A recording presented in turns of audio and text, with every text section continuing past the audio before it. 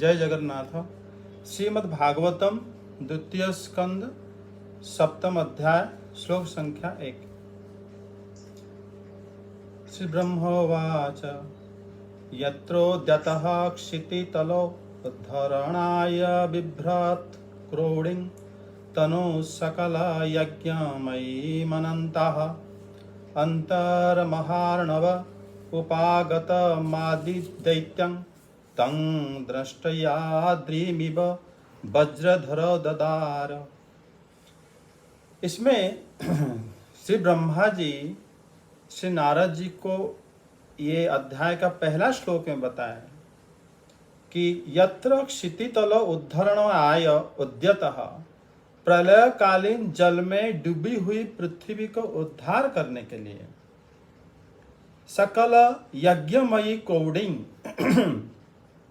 संपूर्ण यज्ञमय दिव्य सुकर रूप धारण करके जल के भीतर ही क्या हुआ ना, अंतर महार्णव उपागतम तम आदि दैत्यम वज्रधरः, उसी समय पानी के अंदर जल के अंदर युद्ध अर्थ आए हुए आदि दैत्य हिरण्याक्ष को अपनी दष्टा दांत से उसी तरह चीर दिए जिस तरह वज्र धारण करके इंद्र ने पर्वत के पंख को काट डाला था। ये देखो, पहली बात तो श्रीमद् भागवतम में जब हम प्रथम स्कंद की तृतीय अध्याय पढ़े थे तब भी श्री सूत गोस्वामी पाद श्री भगवान के शुकर रूप भी वर्णन करे थे कि भगवान ने अवतार लिए। यहाँ पर श्री ब्रह्मा जी ने भी श्री नारद को वही रूप को दोबारा वर्णन करें।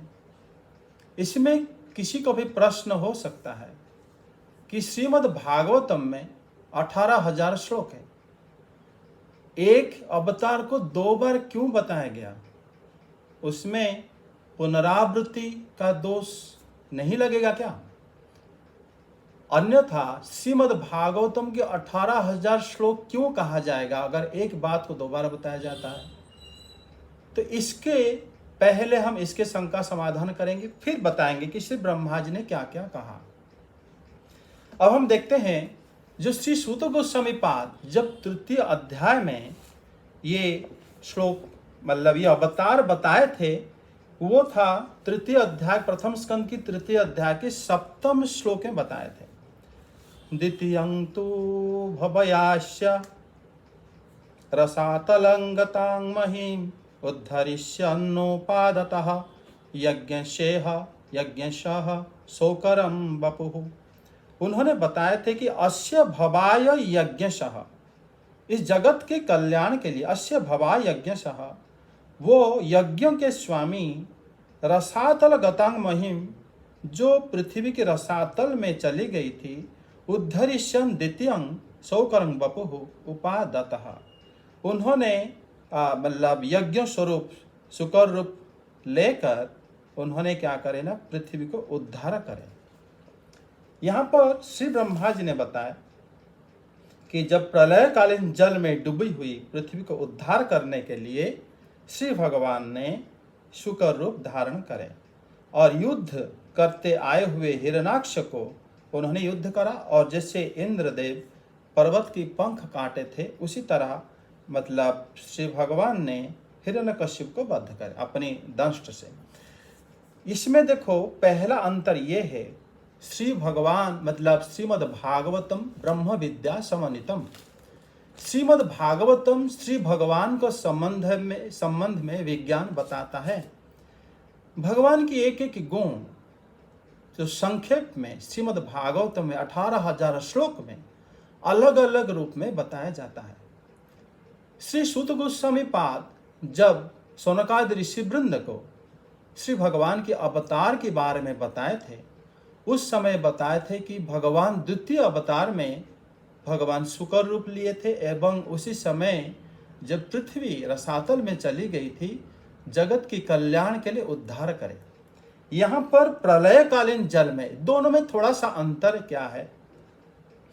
श्री रूप गोस्वामी पाद बताते हैं कि जो सूत गोस्वामी पाद जो श्री शुकर रूप की वर्णन करे हैं, वो श्री ब्रह्मा जी के इस मनवंतर मतलब ये जो कल्प की कथा तो है, मात्र वो स्वयंभुव मनवंतर की कथा है। उसी समय में मनु प्रथम मनु थे, जो स्वयंभुव मनु ही थे। और जो श्री ब्रह्मा जी द्वितीय स्कंद में जो वर्णन करे हैं, ये चाक्षुष मनवंतर में वर्णन हुआ है। दोनों में अंतर क्या है? उसी समय ना तो कश्यप ऋषि की जन्म हुआ था, ना पृथ्वी में कोई मुनि ऋषि थे। उसी समय ना तो कश्यप ऋषि के जो पुत्र हिरण्याक्ष के जन्म ही नहीं हुआ था। उसी समय श्री भगवान जैसे ही स्वयंभुव मनु की उत्पन्न हुई थी, श्री ब्रह्मा जी से स्वयंभुव मनु एवं शतरूपा, वो जैसे ही प्रथम प्रजापति के रूप में ये सृष्टि में प्रजा उत्पन्न करने के लिए चाहे, उसी समय जैसे स्वयंभुव मनु श्री ब्रह्मा जी को बोले कि पिताजी यहाँ पर पृथ्वी ही नहीं है तो मेरे प्रजा कहाँ पर रहेंगे, तब श्री ब्रह्मा जी कुछ सोच रहे थे। उसी समय श्री भगवान श्री ब्रह्मा जी के नाक से यज्ञ बराह के रूप में प्रकट होकर एवं जल में जाकर पृथ्वी को उद्धार करके उसी अवतार में सारे मुनि ऋषि लोग उनको स्तुति करे थे। ये अवतार जो है यज्ञ अवतार और श्री भगवान के ये रूप को श्री सूत गोस्वामी पाद वर्णन करे हैं, और इसका विस्तार भाव से वर्णन तृतीय स्कंद में आएगा। श्री ब्रह्मा जी जो यहाँ पर वर्णन करे हैं, कल हम देखते हैं कि कल जो लास्ट श्लोक में श्री ब्रह्मा जी बताए थे कि भगवान की जो प्रधान लीला अवतार को जैसे शास्त्र में वर्णन किया गया है, उसको जो कि श्रवण इंद्रियों की दोष को दूर करता है, उसको मैं क्रमशः वर्णन करूंगा, जिसको कि श्री श्रीधर स्वामी पाद बताते थे कि वो श्री भगवान मतलब कि गुणों को उन्होंने तत्कर्म प्रयोजन गुण सह वो बताते हैं।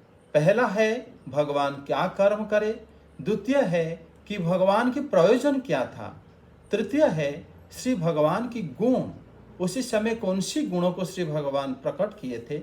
ये तीनों चीज को श्री ब्रह्मा जी वर्णन करे हैं। ये अवतार में श्री भगवान का जो उनके जो दैत्य आदि दैत्य था, जो हिरण्याक्ष, उनके साथ युद्ध लीला को वर्णन के साथ वर्णन करे हैं। इसीलिए वो श्री भगवान की अलग गुण को बताता है कि भगवान पृथ्वी के उद्धार करे थे जगत के कल्याण के लिए, अर्थात प्रजा लोग कहाँ रहेंगे। और ये जो अवतार भगवान लिए थे, ये अवतार में श्री रूप गोस्वामी पाद बताते हैं कि ये चाक्षुष मनवंतर के अवतार है। इस अवतार में भगवान क्या करे ना, हिरण्याक्ष को बद्ध करे थे युद्ध करके। और किस प्रकार, जैसे इंद्रदेव ने पर्वतों की पंख को काटे थे। आप सबको पता होगा कि इंद्रदेव ने पर्वतराजों की पंख को इसीलिए काटे थे क्योंकि वो उड़ के जाते थे एक जगह में दूसरे जगह, और नीचे जन समुदाय रहते थे, वो किसी के ऊपर भी गिर सकते हैं और वहां पर हानि हो सकती है। जगत के कल्याण के लिए इंद्रदेव ने उन्होंने पर्वतों की पंख को काटे थे।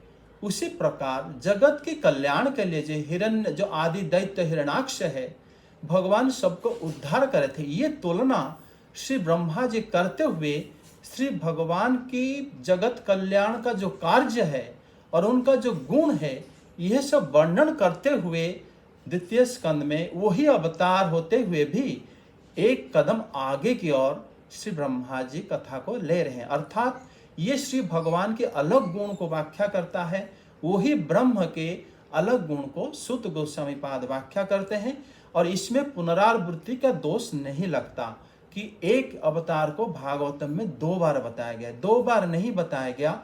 वो अलग गुण को, भगवान की अनंत गुण है, उसी गुण को उन्होंने व्याख्या करे हैं और यहाँ पर अलग गुण को व्याख्या करे हैं। इसमें भी आप देखोगे कि श्री भगवान जब श्री ब्रह्मा जी ने बताए हैं, इसमें भी थोड़ा विचार करते हैं। ब्रह्मा जी इसी पूर्व अध्याय में बताए हैं कि जो पृथ्वी के लिए श्री ब्रह्मा जी बताए हैं पूर्व अध्याय में भूर्लोकः कल्पितः पदभ्याम भुवर्लोक अस्य नभितः, इस प्रकार जो उन्होंने बताते हैं कि विराट पुरुषों की जो दोनों पैर हैं भूर्लोकों की कल्पना किया गया है, अर्थात वही पृथ्वी भगवान की चरण स्वरूप है। फिर आप कल हम अध्ययन कर रहे थे कि भगवान ने जो श्री ब्रह्मा जी जो वर्णन करे हैं 43 श्लोक में कि यो वा ऋषीणाम मृषभाः पितॄणां दैतेन्द्र सिद्धस्वरा दानवेन्द्राः, अर्थात श्री भगवान की विभूति स्वरूप में बताते हैं कि श्री भगवान जो है महर्षियों के पितरों के पति, महर्षियों के पति मतलब श्रेष्ठ महर्षि, श्रेष्ठ दैत्य, ये सब श्री भगवान की विभूति है। तो आप बताओ, भगवान जिनको उद्धार कर रहे हैं वही भगवान के स्वरूप है पृथ्वी देवी। भगवान के साथ जो लड़ने आया है वो भी भगवान की विभूति है। तो बताओ, इस प्रकार भगवान की लीला होता है जिसको श्री ब्रह्मा जी कल कहे थे, मतलब जो पिछले श्लोक में बताए थे कि ये जो मतलब अवतार कथा है, असत कथा श्रवणेर कर्णयोः कषायाः मलाप्स्तान शोषयन्तीति तथा तान, ये हमारा कर्ण की सारे मैल को दूर कर देता है, ये ऐसे लीला है। अर्थात यहाँ पर आप प्रथम श्लोक में आप देखो, जिस श्री ब्रह्मा जी पहले बताए थे कि जो पृथ्वी देवी है कौन, भगवान की स्वरूप में, ये भी बताए थे दैत्य की आदि मतलब दैत्य में से सब श्रेष्ठ है वो भी भगवान की विभूति है, और वही भगवान और उसी भगवान की स्वरूप में मैं भी आता हूँ, आप भी आते हो सुनने वाले, भले श्री नारद को कह रहे हैं। और वही भगवान ने फिर इसी प्रकार कार्य करे जो कि फिर हम सबके कल्याण के लिए बड़ा अद्भुत होता है। मतलब श्री भगवान के बारे में विचार के साथ अगर आप श्रवण करना चाहो तो, इसीलिए श्री ब्रह्मा जी एक बात बताए थे कि भगवान जो भी करते हैं उसको खाली श्रवण करने से ही हमारे सब प्रकार की जो कर्ण में हम जितनी भी चीजें आज तक सुने हैं उसका दोष दूर हो जाता है। द्वितीय श्लोक जाते हैं। इसमें बताते हैं कि ऋचे है आकुति सुतः जातः स्वज्ञः दक्षिणायाम स्वीयमान अमरान अजयनन लोकत्रयस्य महिम अस्ति अहरस्तु तदतु स्वयंभुवेन मनुना हरि इति उक्तः। इस श्लोक में बताते हैं कि ऋचि प्रजापति की पत्नी के गर्भ से सुयज्ञ नामक पुत्र के रूप में उत्पन्न होकर उन्होंने अपनी पत्नी दक्षिणा के गर्भ से सुयम नामक देवता को उत्पन्न करे और त्रैलोक्य में बहुत सारे कष्ट को उन्होंने दूर करे। इसी कारण से स्वयंभुव मनु ने उनके नाम हरि रखे। हरि हे हरण करता, सारे दुखों के हरण करता, इसलिए भगवान को हरि बोलते हैं। स्वयंभुव मनु हो गए उनके नाना जी, मतलब उनकी मम्मी, उनके माता जी के पिताजी। तो उन्होंने, उनके नाना जी ने नाम दिए, उनकी माता जी ने नाम दिए थे सुयज्ञ, और उनके नाना जी ने नाम दिए हरि, श्री हरि ज्यादा विख्यात है जगत में, हर जगह में। तो उन्होंने ये नाम धारण करे। हाँ, ये श्लोक भी पहले आप देखोगे तृतीय अध्याय में प्रथम स्कंद की श्री सूत गोस्वामी पाद भी वर्णन करे थे।